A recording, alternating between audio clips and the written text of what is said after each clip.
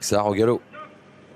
Xar qui manque sa mise en jambe dans ce prix du Bois de Vincennes. Une très belle épreuve pour les chevaux d'âge. Inexcess Bleu fait sa rentrée. Il prend un bon départ aux 25 mètres.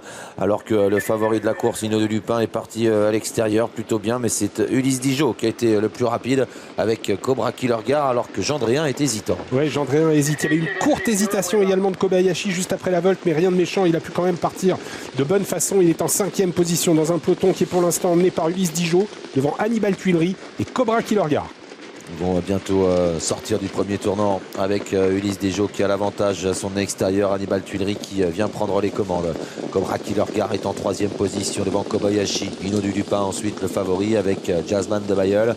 Inexcess Bleu déjà dans le sillage d'Hino du Lupin alors que Fulton vient ensuite à l'arrière du peloton. Et c'est vrai qu'Inexcess Bleu est dans le sillage d'Hino du Lupin. Il a effacé ses 25 mètres de handicap et il figure actuellement en 7e position au passage devant les tribunes dans un peloton qui est emmené, c'est un peu surprenant, par Hannibal Tuileries, numéro 7. Oui, lui qui est un attentiste. Aujourd'hui, il est devant pour passer devant les tribunes et bientôt aborder la descente. Hannibal Tuileries en tête avec dans son dos Kobayashi. Tout près, le numéro 5, Ulysse Dijon devant Cobra Killer Gare. Jazzman de Bayeul à mi-peloton. Hino du Lupin devant Inexcess Bleu et Fulton. Toujours en tête, le numéro 7, Hannibal Tuileries, Ulysse Dijon qui le suit de près, Cobra Killer Gare qui est pour l'instant en position d'attente, en 3-4e position, Kobayashi qui est à la corde, Hino du Lupin qui est pisté en léger retrait par Inexcess Bleu. C'est assez tactique cette course pour aborder maintenant le bas de la descente avec toujours Hannibal Tuileries, Ulysse Dijon ensemble, Kobayashi à la corde qui est un petit peu allant devant Jazzman de Bayeul.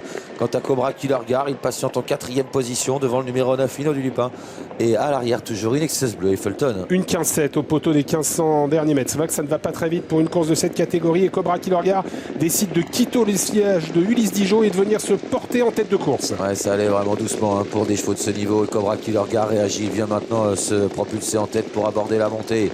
Anthony Barrier au sulky d'Hannibal Tuileries qui a laissé faire, qui passe maintenant en 2e.